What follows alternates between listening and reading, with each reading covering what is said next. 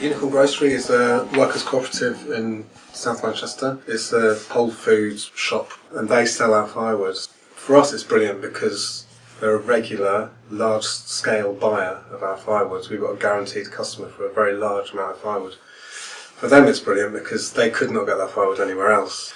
They're just as committed to sustainability as we are. It's what they're all about.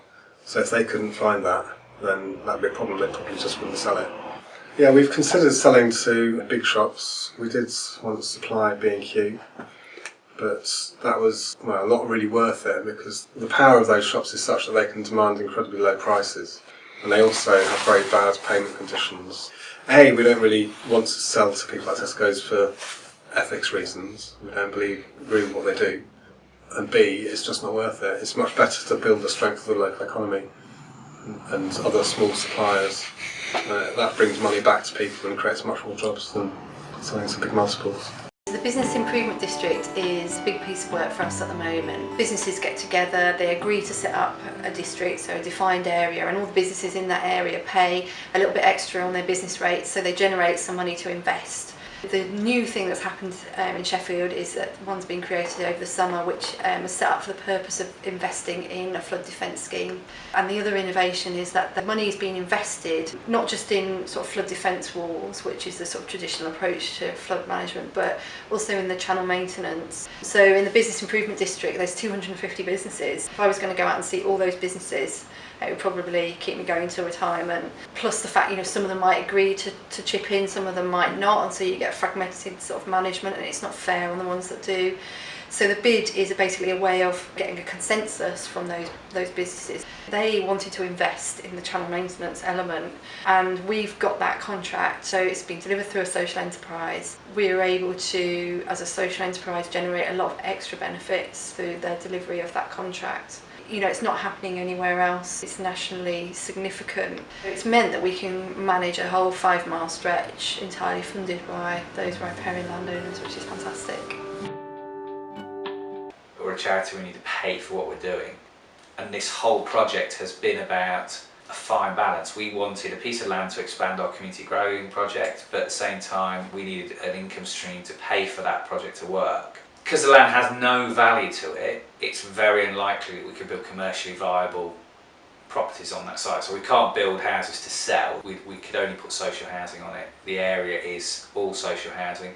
What we've come up is with a really nice model. So we have sublet a piece of the land off to a social landlord who is then renting that off us to build the housing on.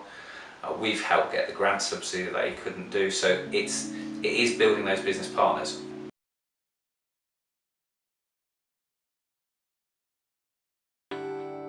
The key problem with grant funding is it's based on they don't come back for more. So if you develop something that's fantastic, the funder is over the moon with it, they can't fund you again because they're just not set up like that. You've got to dress it up as something new.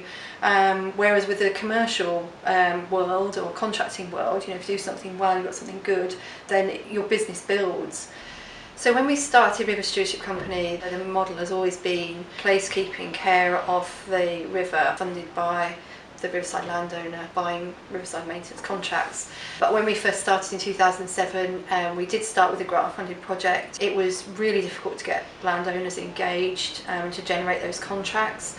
And I think we just got very sort of sucked into delivering the grant-based project. And then when that finished, we really struggled to sustain the volunteering that we'd set up. And then in 2007, the Future Job Fund came along, and it enabled us to take on a small team. The costs of them were paid by the government, and we had just about enough contract income to employ a supervisor, and it enabled us to start to build our contract income and build our skills and experience in delivering contracts, and we got started that way.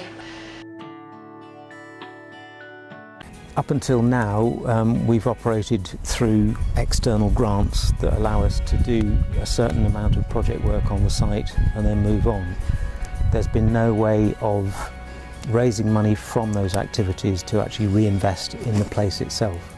If we can ring fence that income under the aegis of a social enterprise so that whatever we raise we can reinvest very clearly and directly in our social purpose, then it gives us the potential for this to be an enterprise that could be self-financing in the future.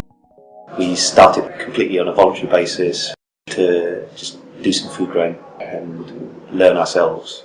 Then gradually we started to expand our ideas and start to produce some surplus and start to sell that and run some training initiatives and access some funding to run projects out in the community around awareness around the food system.